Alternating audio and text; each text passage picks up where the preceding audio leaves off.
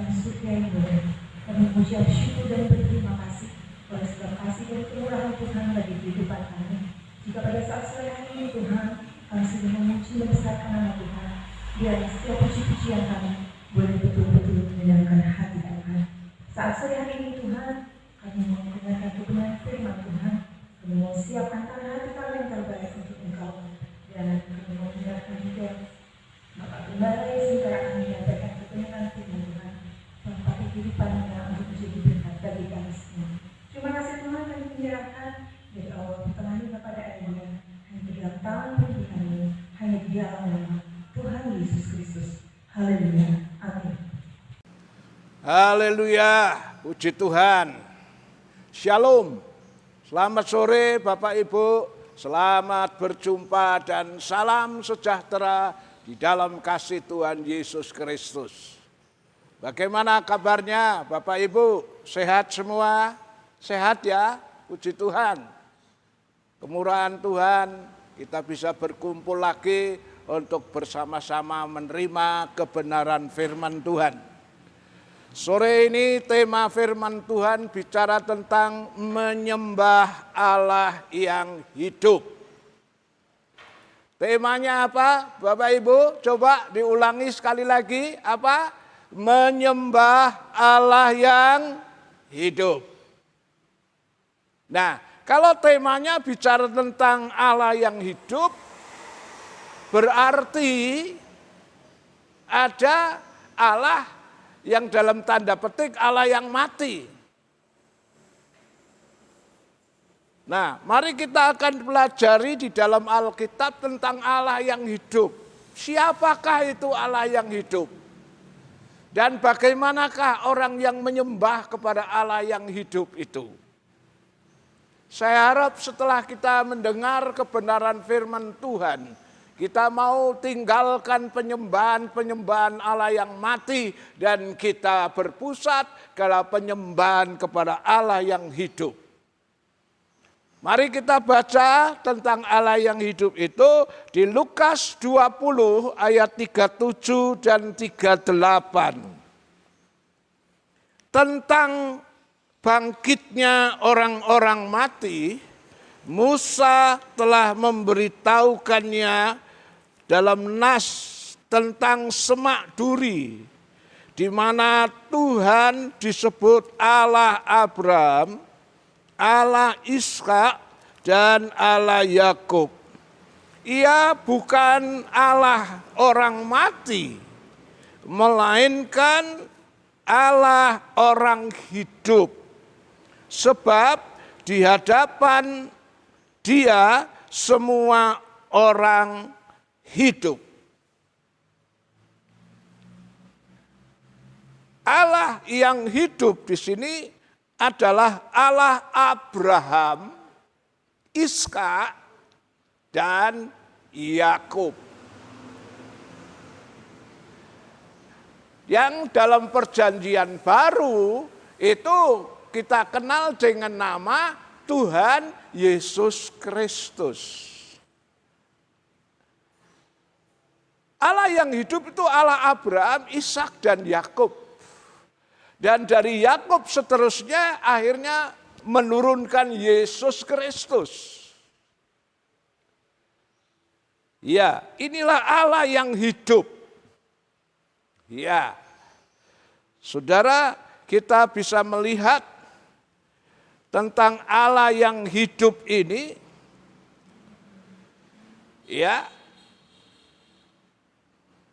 Elia pernah membuktikan kalau dia menyembah Allah yang hidup dan dia tidak dikecewakan. Mari kita akan baca di 1 Raja-Raja 18 ayat 32 sampai 38. 1 Raja-Raja 18 ayat 32 sampai 38.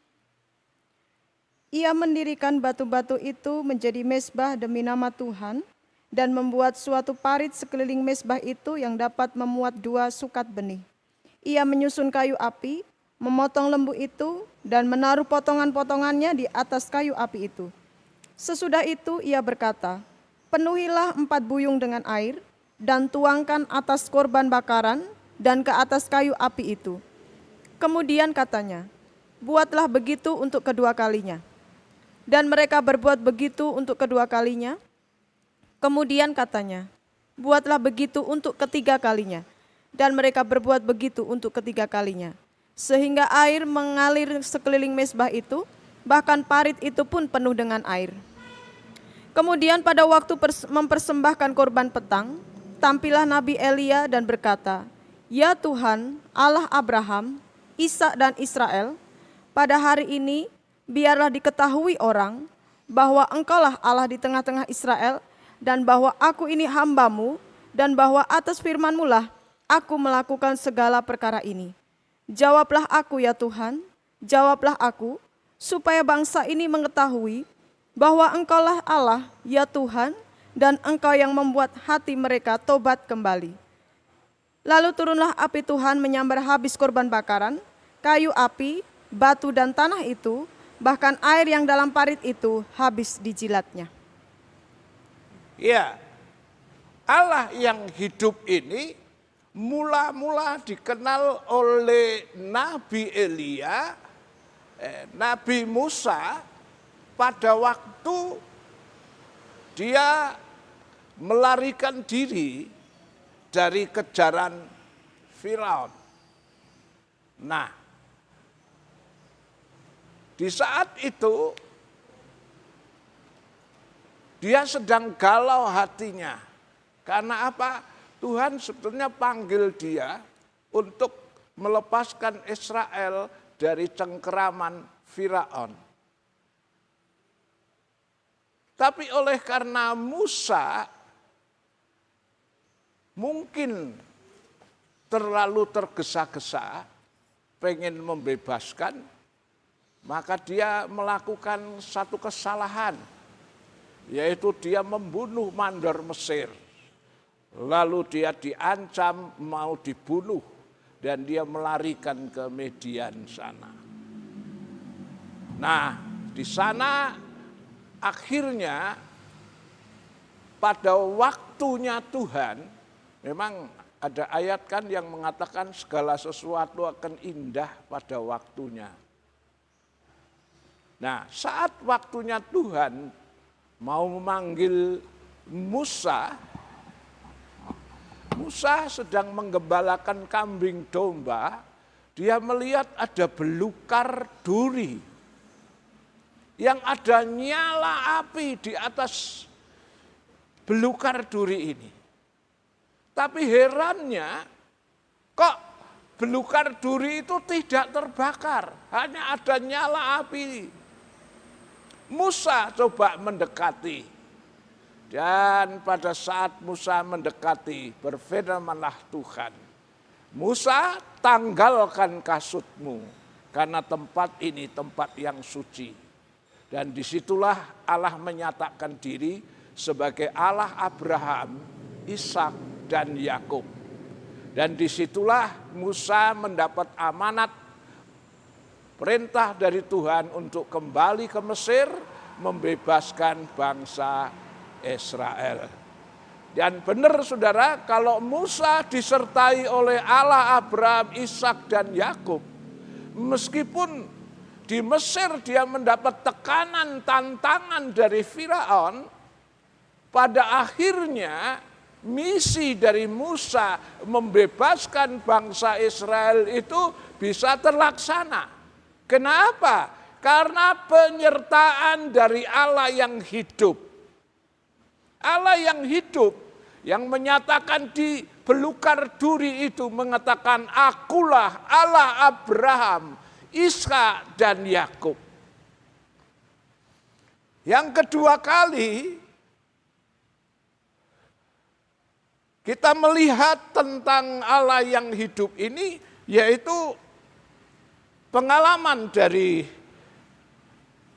Nabi Elia, di mana bangsa Israel saat itu mengalami hukuman dari Tuhan 3,5 tahun. Tidak ada hujan karena mereka menyimpang menyembah kepada berhala-berhala. Nah, Elia dipanggil oleh Tuhan untuk mengembalikan bangsa Israel yang sudah mulai sesat jalannya.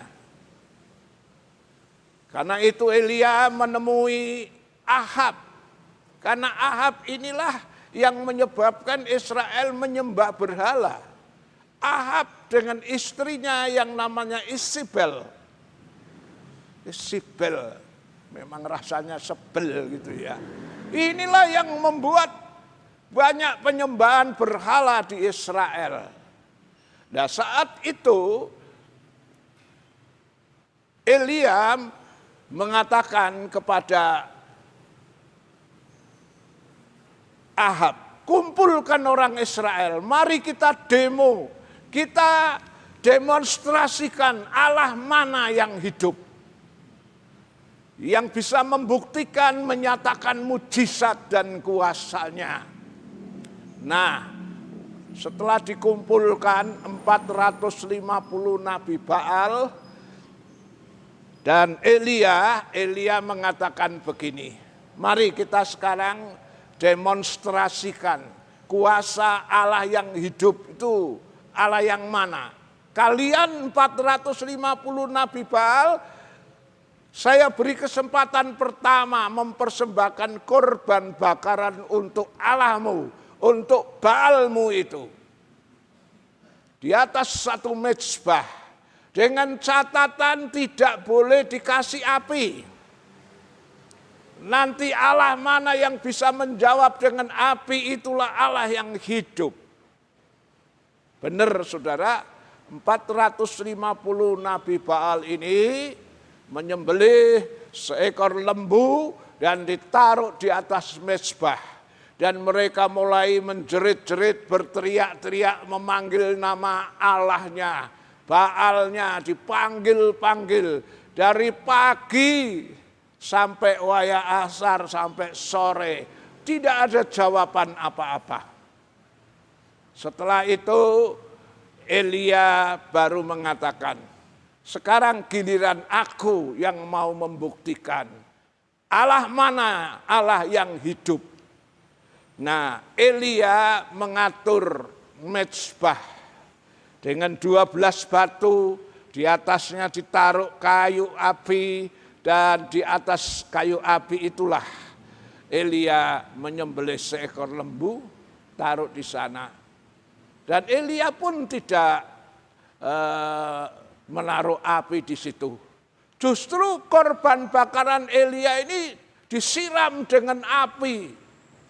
Sampai sekitar parit mezbah itu penuh dengan air. Nah, kita baca di sini Elia berdoa tidak bertele-tele. Elia berdoa tidak panjang lebar.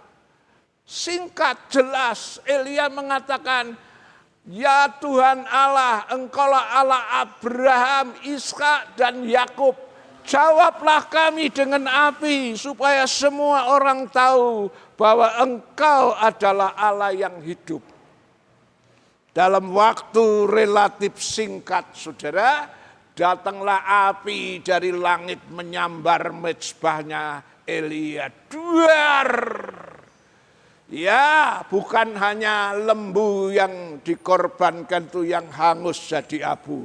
Kayu, batu, dan air sekitarnya di parit itu jadi kering. Nah, saat itulah bangsa Israel mulai percaya kembali dan mengatakan, Huwa itulah Allah, Huwa itulah Allah. Dan saat itu terjadi reformasi agama, di mana Israel meninggalkan penyembahan berhala dan mereka kembali kepada Allah yang hidup. Iya.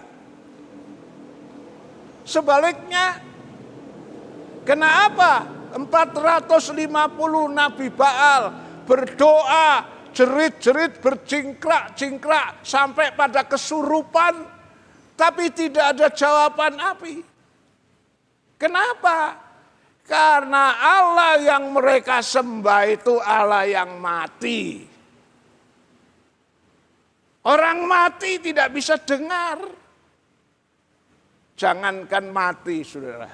Ini ada satu peristiwa di mana seorang anak sekolah minggu dipaksa oleh orang tuanya yang belum kenal Tuhan.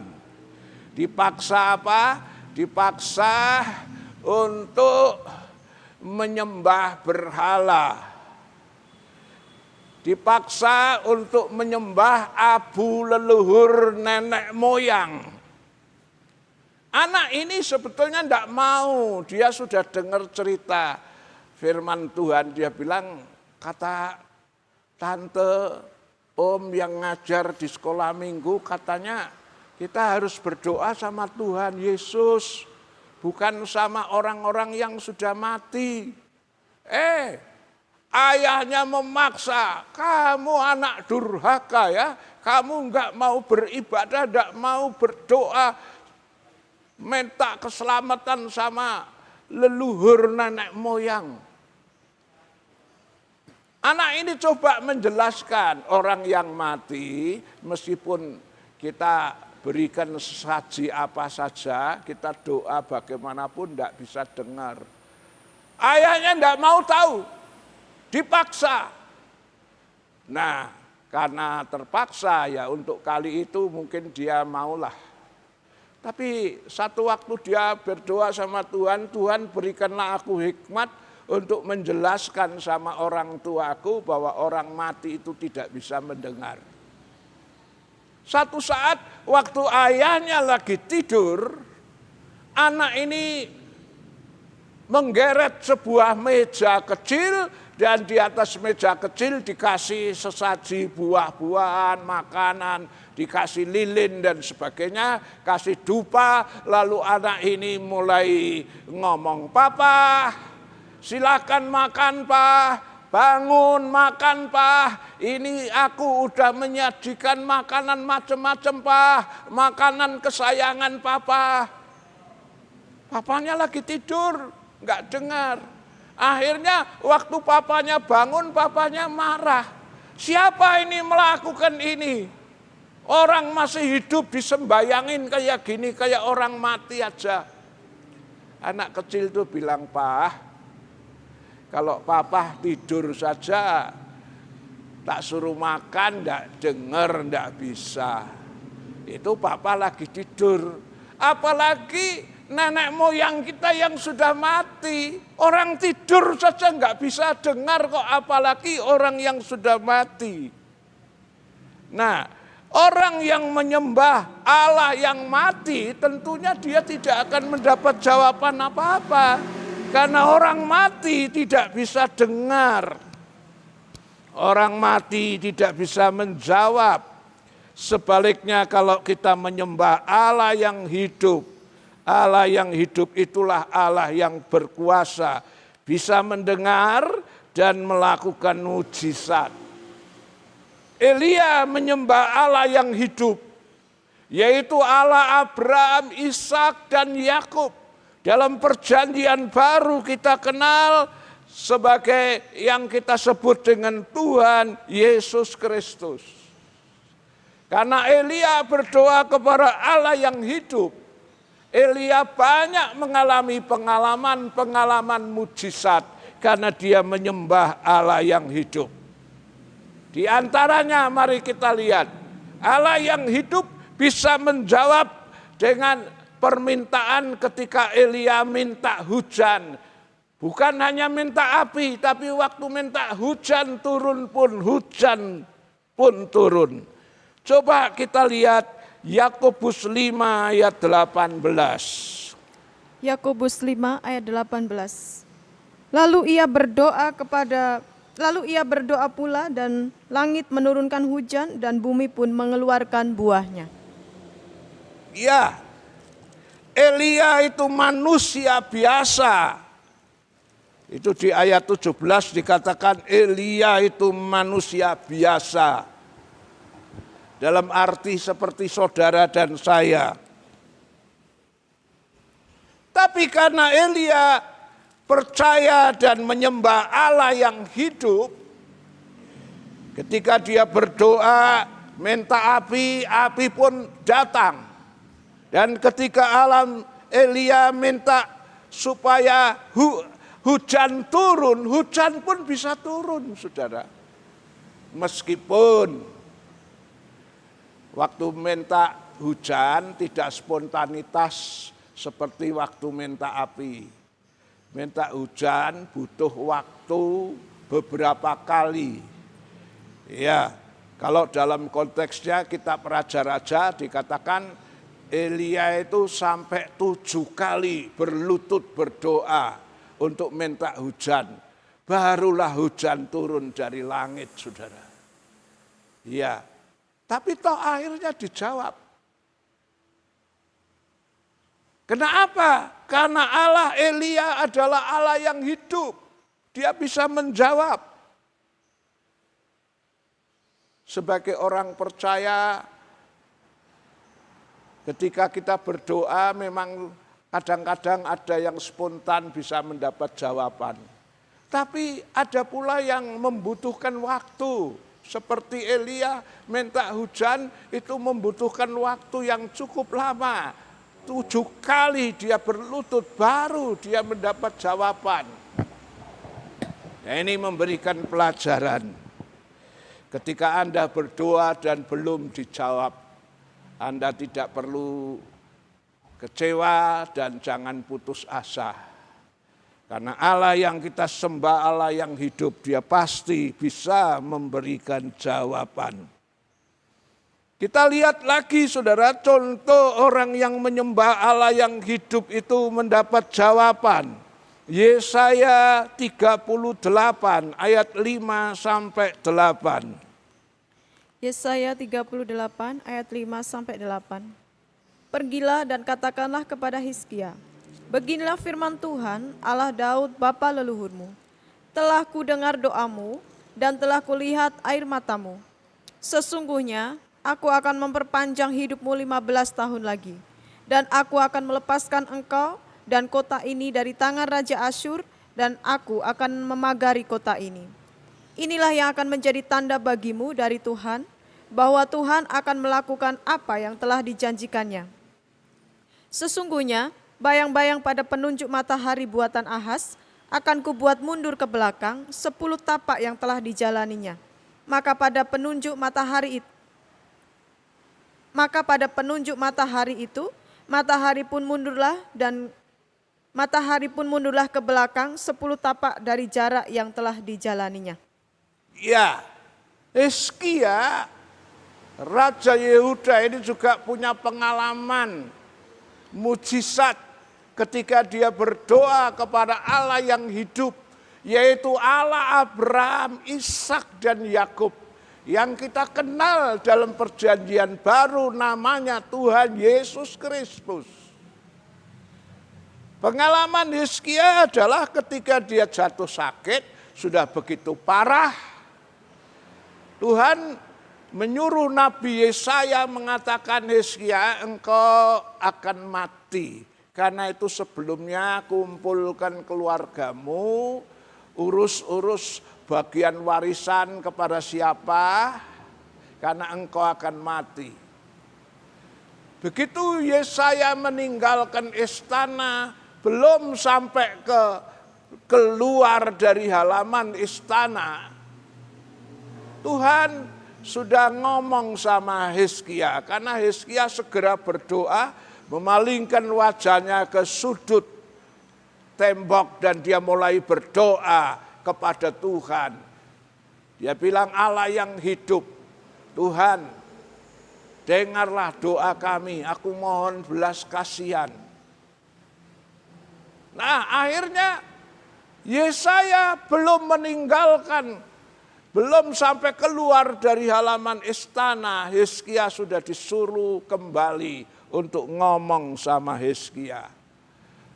Yesaya disuruh mengatakan bahwa engkau tidak jadi mati, engkau akan ditambah umur 15 tahun.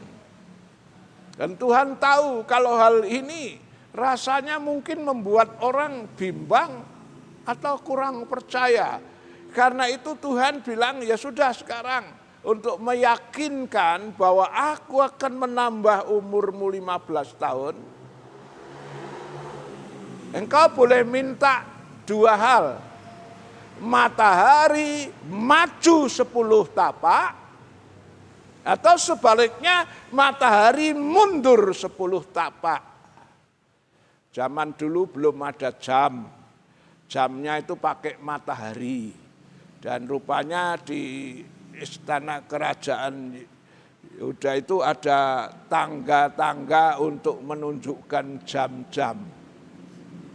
Jadi ketika matahari misalnya kalau 1 tapak itu 1 jam, ya Tuhan bilang kamu boleh minta matahari maju 10 tapak atau mundur 10 tapak.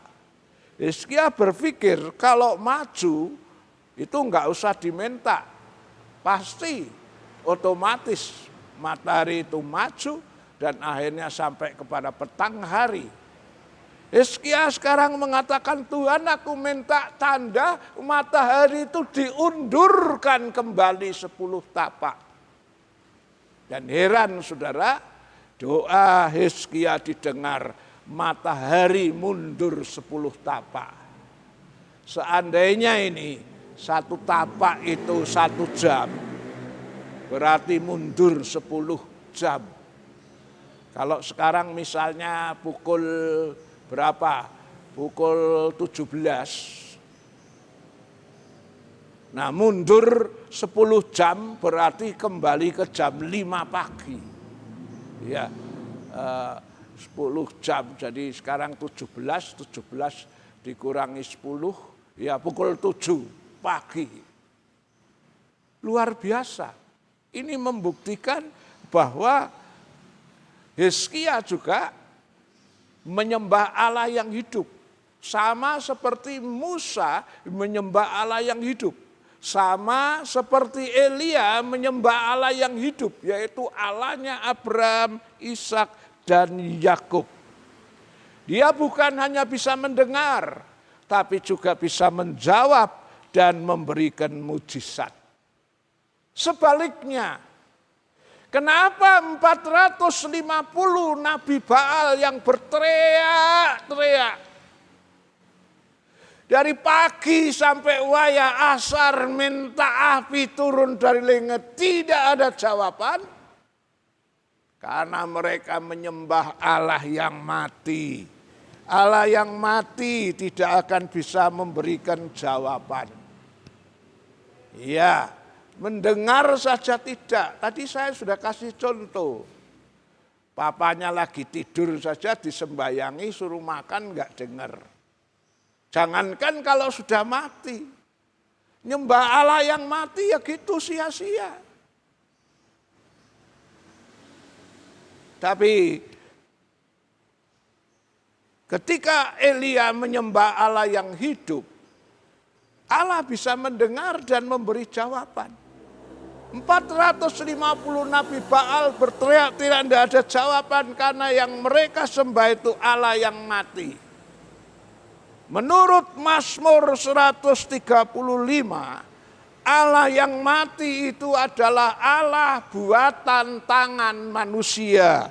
Coba tolong dibaca Mazmur 135 ayat 15 sampai 18. Mazmur 135 ayat 15 sampai 18. Berhala bangsa-bangsa adalah perak dan emas, buatan tangan manusia. Mempunyai mulut tetapi tidak dapat berkata-kata. Mempunyai mata tetapi tidak dapat melihat. Mempunyai telinga, tetapi tidak dapat mendengar. Juga nafas tidak ada dalam mulut mereka. Seperti itulah jadinya orang-orang yang membuatnya, semua orang yang percaya kepadanya. Ya, di sini kita lihat bahwa Allah yang mati itu adalah Allah buatan manusia. Berhala itu buatan manusia. Di sini dikatakan walaupun punya mulut tidak bisa ngomong. Ya, tidak bisa berkata-kata, punya mata tidak bisa melihat, punya telinga nggak bisa dengar, punya nafas tapi tidak ada, punya hidung tapi tidak, punya telinga tetapi tidak dapat mendengar, juga nafas tidak ada di dalam mulut mereka. 18, seperti itulah jadinya orang yang membuatnya. Orang yang membuat patung itu juga akan mengalami kematian. Semua orang yang percaya kepadanya. Jadi baik yang membuat maupun yang percaya kepada Allah yang mati menyembah kepada patung-patung. Allah yang mati itu buatan tangan manusia. Katakanlah itu dari emas atau dari perak, dari kayu atau perunggu. Allah buatan manusia, ya walaupun kelihatannya sosok yang gagah, ganteng, mungkin rupanya sosok seperti bidadari yang cantik. Tapi karena itu buatan manusia dari emas, perak atau kayu, dia itu barang yang mati, tidak bisa mendengar dan memberi jawaban. Begitu juga orang yang membuat maupun yang percaya kepadanya, mereka akan mengalami kematian secara rohani. Mungkin kalau secara jasmani, barangkali yang menyembah kepada patung-patung itu barangkali bisa terlaksana, dapat kekayaan atau apa. Tapi yang dimaksud di sini ngalami kematian adalah kematian secara rohani. Binasa. Nah, Alkitab mengatakan apa sih untungnya? Walaupun kita bisa punya kekayaan seluruh dunia, kalau jiwa kita binasa. Coba itu di Matius 16:26 itu. Matius 16 ayat 26. Apa gunanya seseorang memperoleh seluruh dunia, tetapi kehilangan nyawanya?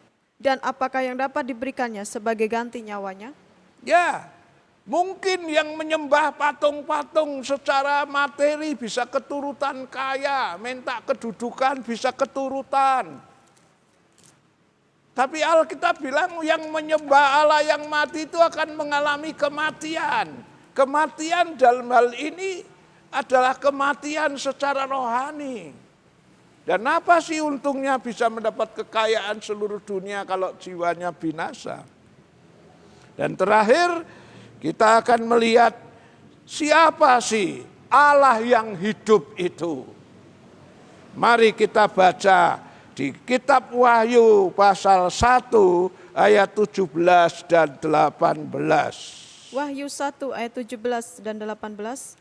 Ketika aku melihat dia, tersungkurlah aku di depan kakinya, sama seperti orang yang mati, tetapi ia meletakkan tangan kanannya di atasku, lalu berkata, jangan takut, aku adalah yang awal dan yang akhir, dan yang hidup. Aku telah mati, namun lihatlah, aku hidup sampai selama-lamanya, dan aku memegang segala kunci maut dan kerajaan maut. Ya, Allah yang hidup yang pernah menyatakan diri kepada Yohanes di Pulau Patmos. Dia mengatakan, akulah yang awal dan yang akhir. Alfa, Omega. Dan yang hidup. Aku telah mati. Namun lihatlah aku hidup sampai selama-lamanya. Tuhan Yesus itu Allah yang ada di surga dari awal mulanya. Tapi ketika dia dijelmakan menjadi manusia, dia turun ke dunia menjadi manusia. Untuk menebus dosa manusia, dia harus mengalami mati di kayu salib. Tetapi hari yang ketiga dia bangkit. Aku yang hidup, Aku yang sudah mati, tapi aku hidup dan hidup selama-lamanya. Mari coba kita lihat di dunia ini. Nabi siapakah yang seperti Tuhan Yesus, yang mati dan hidup? Para nabi, mulai dari Nabi Adam, Nabi Ibrahim, Nabi macam-macam, Sulaiman, Yeremia, semua mati dan tetap mati. Tapi Yesus, karena dia bukan sekedar nabi, tapi dia adalah Allah, Alfa Omega. Dia datang ke dalam dunia, dia memang harus mengalami mati di kayu salib. Tapi akhirnya dia bangkit dan hidup selama-lamanya. Kalau Tuhan Yesus itu mati dan tidak hidup, saya tidak mau jadi hamba Tuhan. Hamba Tuhan ngabarke nabi yang mati dan tetap mati. Tidak punya kuasa apa-apa. Saya enggak mau. Saya mau menjadi hamba Tuhan. Karena yang saya kabarkan itu Yesus. Yang awal dan yang akhir. Dia pernah ngalami mati di kayu salib. Tapi dia bangkit dan hidup selama-lamanya. Sekarang dia ada di surga, di sebelah kanan Allah, mendoakan saudara dan saya. Inilah Allah yang hidup, yang patut kepadanya kita setia dan beribadah dan taat akan perintah-perintahnya.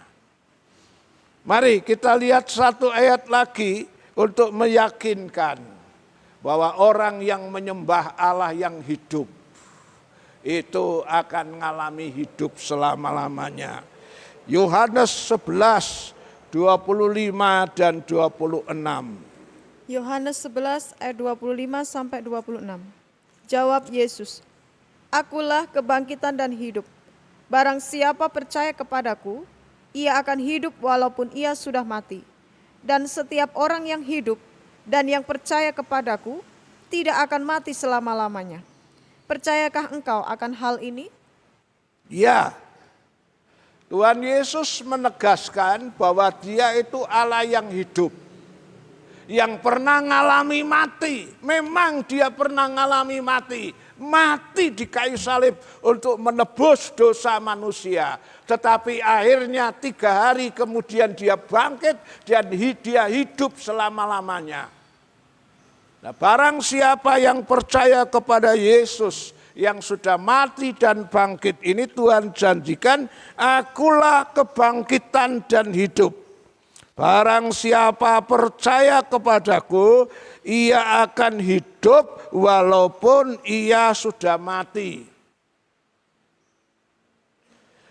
Ya, siapa yang percaya kepada Tuhan Yesus, di sini dikatakan ia akan hidup walaupun ia sudah mati. Artinya sebelum kita percaya Yesus, kita itu secara rohani kita itu mati. Iya, karena putus hubungan dengan Allah. Iya, barang siapa percaya kepada Yesus, dia akan hidup walaupun ia sudah mati. Iya, di luar Kristus sebelum kita kenal Tuhan memang secara rohani kita mati.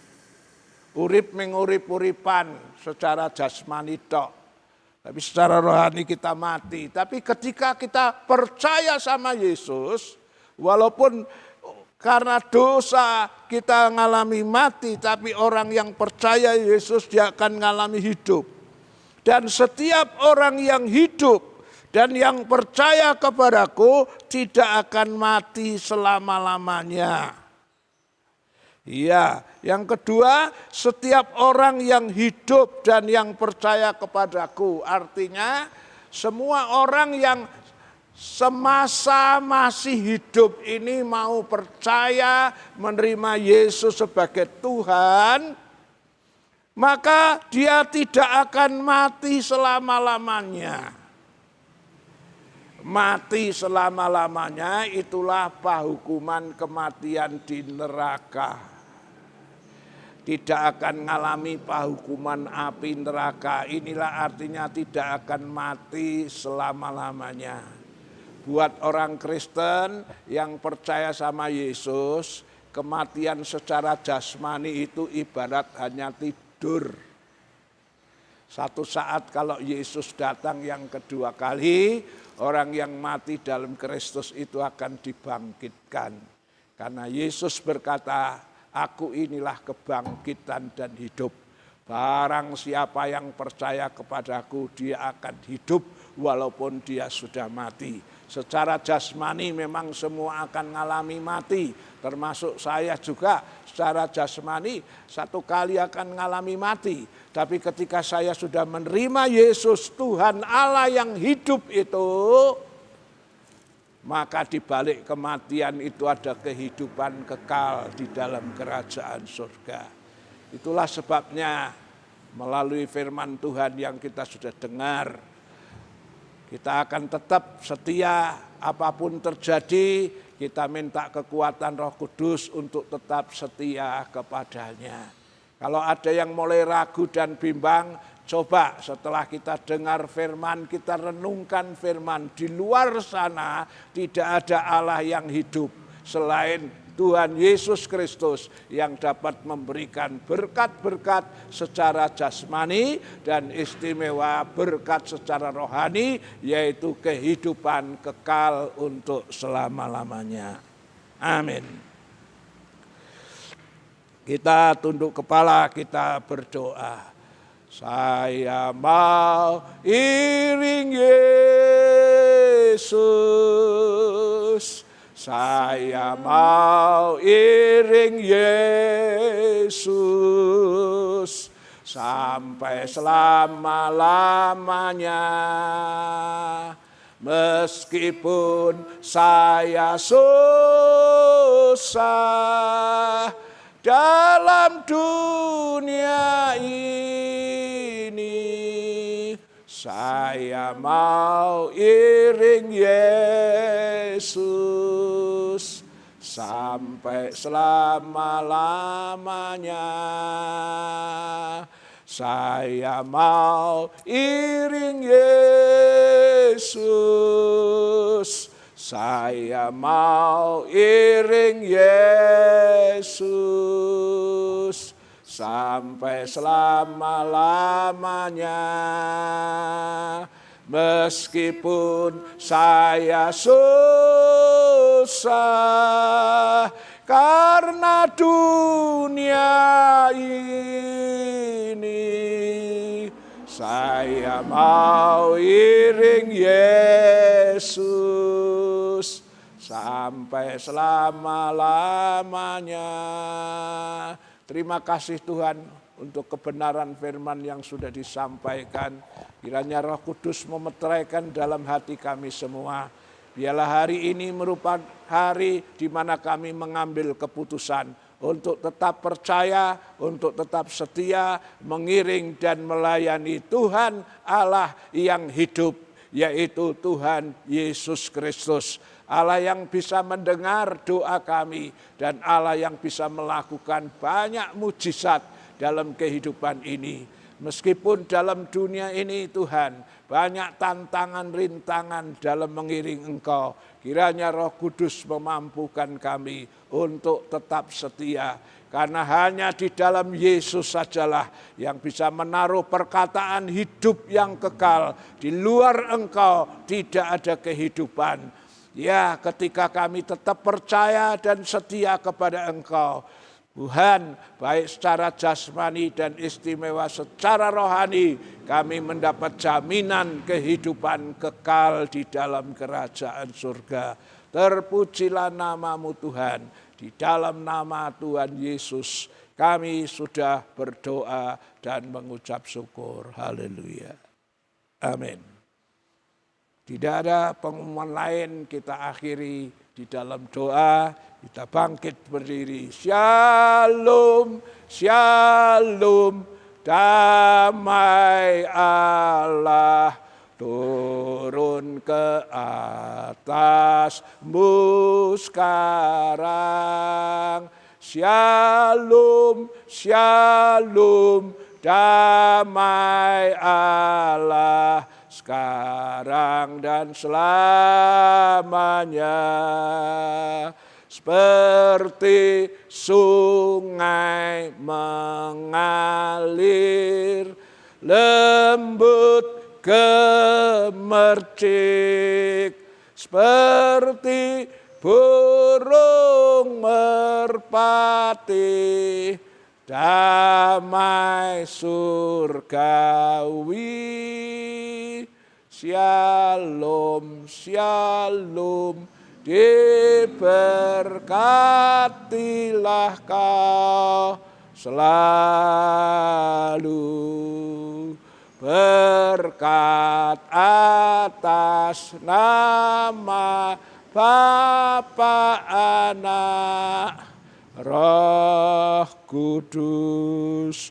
Marilah saudara-saudara kita pulang ke rumah masing-masing dengan membawa berkat daripada Tuhan Allah yang hidup, yaitu Tuhan Yesus Kristus. Yang sakit disembuhkan, yang lemah dikuatkan, yang punya masalah persoalan apapun, kau pulang dengan kemenangan dan pertolongan dari Tuhan. Terima kasih Tuhan. Berkatilah semua usaha anak-anakmu yang tani, ternak, dagang, wira swasta, dan usaha apapun yang halal diberkati oleh Tuhan. Yang masih nganggur buka jalan, beri lowongan kerjaan yang terbaik. Anak sekolah, kuliah, kasih kepintaran, kemberdayaan, semua biaya yang diperlukan Engkau sediakan. Yang tidak bisa datang, Tuhan pilih, kunjungi. Kalau sakit disembuhkan, kalau lemah dikuatkan, kalau ada masalah Tuhan tolong. Berikan jalan keluar kemenangan supaya mereka tetap setia mengiring Engkau. Tuhan, berkatilah semua persembahan anak-anakmu, tatangan, sukarela, perpuluhan, korban syukur, nasar, dan persembahan pembangunan. Tuhan memberkati lipat ganda sesuai janji firman-Mu. Pulanglah, bawalah berkat dari Allah Bapa, kasih sayang dari Tuhan Yesus, persekutuan Allah Roh Kudus menyertai saudara dan saya saat ini sampai Maranatha, Tuhan Yesus datang kembali. Haleluya. Amin.